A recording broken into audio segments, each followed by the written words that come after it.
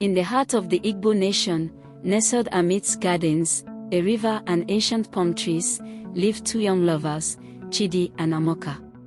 Chidi was the son of the village chief, while Amaka was the daughter of a humble farmer. Their love was forbidden, as their families were sworn enemies, which made Chidi and Amaka keep their love a secret. They would meet in the abandoned garden at night, talking for hours, sharing their dreams and hopes for the future. Even though their parents often wonder where they are, they never bothered to search for them because nobody knew they were in love. Amaka's case was understandable because even before she fell in love with Chidi, she goes to separate farms every day and comes back at night, so it wasn't suspicious to her parents. Chidi, on the other hand, looks suspicious because he was either at home or taking a short walk with his 3 bodyguards in the cool evening, but now he leaves home in the morning and comes back late in the night. He would tell his bodyguards to wait for him at a spot, assuring them to do whatever they wish without going to the main village or palace. Once he is able to keep them, he walks straight to meet Amaka. He would join her in the farm, eat her food and stay with her till night in the nearby abandoned garden. But one day, their secret was discovered. Chidi's father was taking a walk in the cool evening when he saw his son's guards sleeping and snoring on the field. He asked his guards to wake them up. They were shocked to see the chief and pleaded to be forgiven. The chief asked about his son, but the 3 guards chorused different answers together. The first one said he went to swim, the second said Chidi was in the farm, and the third guard said Chidi was in the garden. This made the chief furious and demanded for the truth. The guards were hesitant at first, but after much persuasion from the chief, they eventually told the truth, that they usually wait for him here every day, and when he comes back they return home. The guards never knew where he usually goes, but since they mentioned 3 places, the chief decided they all go and search for him. They went to the river without finding him. They also went to all the gardens without finding him. His father knows that his son doesn't like farming because he had never done that, but he insisted they find him in a few farms around. They went to different farms but couldn't find Chidi. His father became worried. He felt maybe Chidi had returned to the location and went home when he didn't find his guards, so he decided they all go home. As they were walking out from one of the farms, he saw his son with a lady. They looked dirty. He screamed his name, and Chidi knew he was in hot soup. The chief never knew the lady was his enemy's daughter. He asked the lady to tell him about the father. Amaka started to stammer because she knew his father warned her against the chief and his family. The chief thought she was afraid and asked her to take him to her father. Amaka's heart jumped. She couldn't say no. She led them to her house. On getting there, Amaka's father came out from the hut to see his worst enemy. The village chief, on seeing him, became furious. He told Amaka never to come close to his son again, and they all left the premises. Amaka's father was disappointed in his daughter, but Amaka stood her ground that they were in love. Her father shook his head, told his wife to talk to her daughter, and went inside. That night, after so many thoughts in the village chief's head, he concluded to banish Amaka's family out of the village because he couldn't bear the tortures anymore. He ordered his men the next morning to banish Amaka and her family from the village. Amaka was heartbroken. She begged her father for forgiveness and ran to the palace to beg the chief to let them stay because they did nothing wrong, but he was adamant. She was forced to leave the palace. She walked home with worries of leaving everything she loved behind. Chidi, overhearing the news and how Amaka was sent out of the palace, decided to run after her. When he finally met Amaka, he hugged her with tears. He assured Amaka that they will stay in the village without leaving. He took Amaka back to the village to beg his father.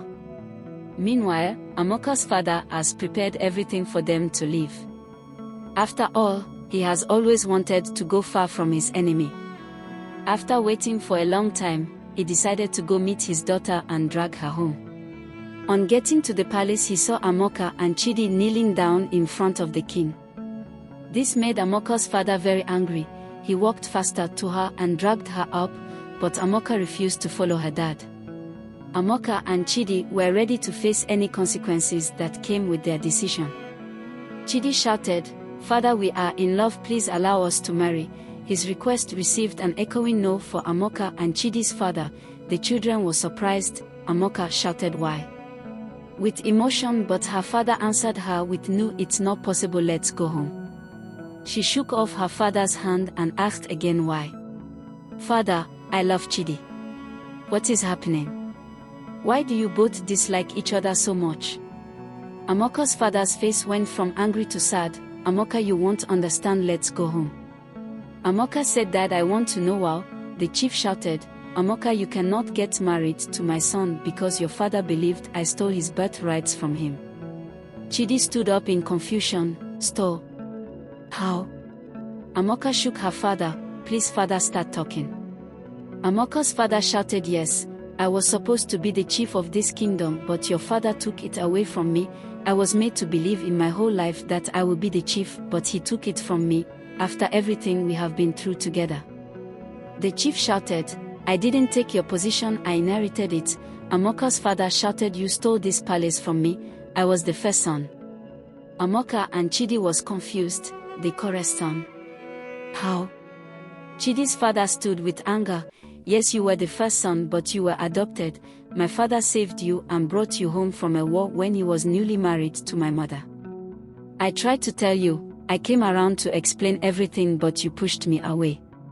Amaka's dad sat on the chair with confusion. Then Chidi's father continued. Our father loved you so much and he was doing everything possible to make you the chief. That was why he trained you to be one, but the elders refused to support him.